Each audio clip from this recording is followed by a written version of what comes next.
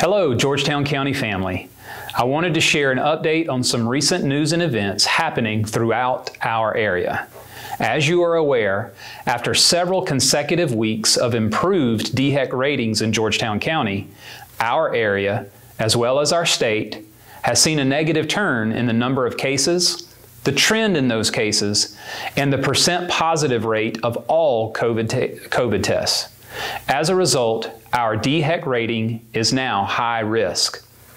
We have received questions about why we did not return to our all-remote setting, and I wanted to take this opportunity to explain.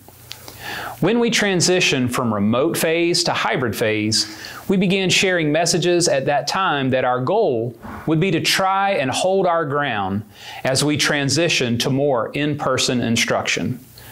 We receive daily updates from every school and facility about any positive cases, as well as any quarantine situations. Our staff has done an excellent job of contact tracing and communication whenever new cases are discovered. We have now added a COVID dashboard to our district website that we plan to update on a daily basis for the current status throughout the different schools and facilities in our district. If we see that we have an increased number of cases in a short amount of time in a class, we may have to make the decision to move that specific class back to a remote setting. This could also be done for a hallway or an entire school. Our goal would be to address the specific area where there is a concern without it impacting the entire district. At this time, our number of positives in our district is relatively low.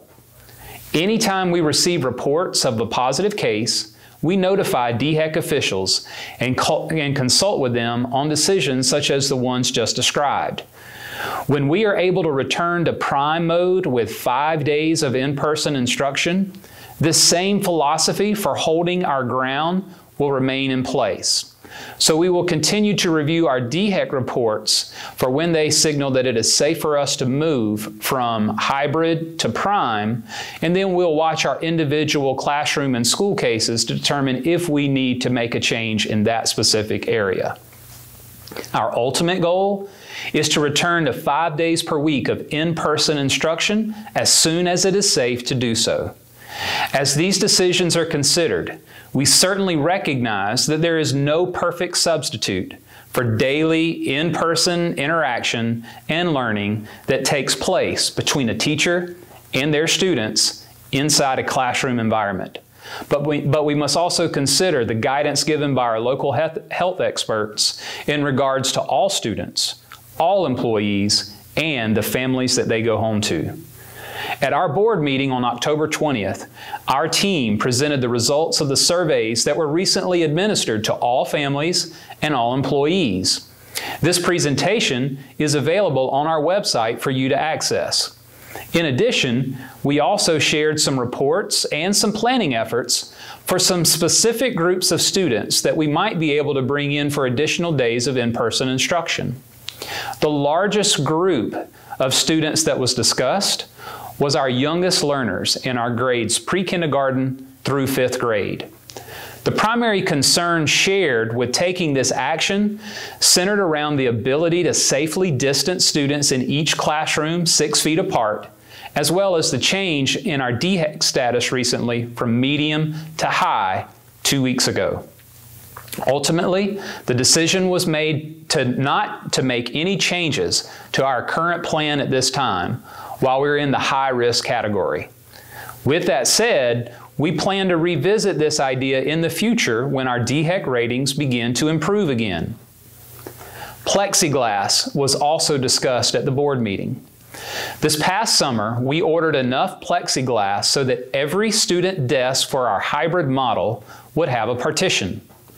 Once that shipment was received, we made another order so that we could have plexiglass on every desk for whenever we move to prime instruction for 5 days per week. This order is scheduled to arrive later this week or early next week.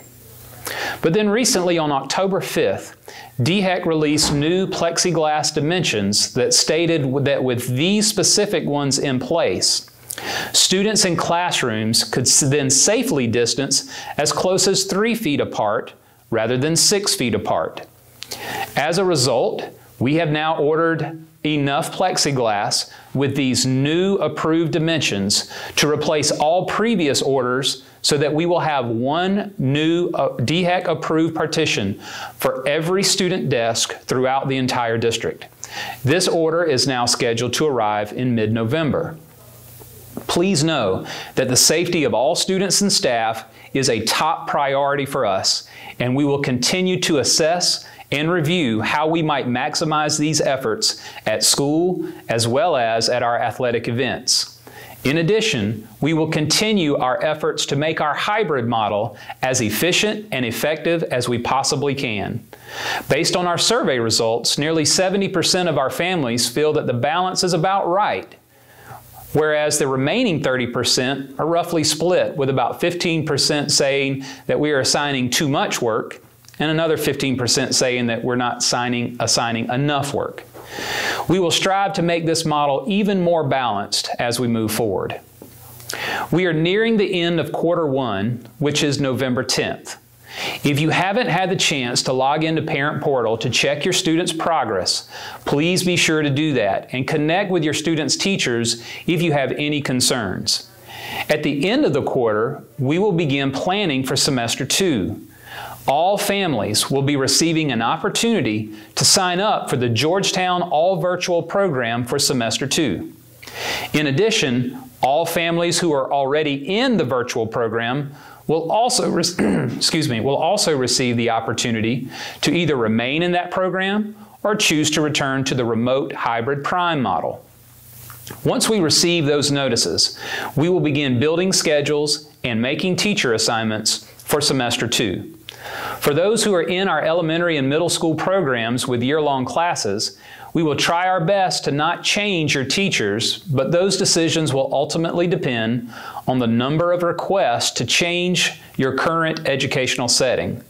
We will share more about information about that process as we close out the first 9 weeks period. I thank you for your time in watching this video, for all of your efforts during these difficult times, and for your understanding as difficult decisions are being made. We will continue to put forth our best efforts to provide a quality learning experience for all students in the safest manner possible. Please continue to wear your masks, keep 6 feet of distance between you and others to the extent possible, and wash and sanitize your hands regularly. If each of us continues to do our part, Georgetown County should resume the positive health trends we were experiencing just a few weeks ago. Thank you.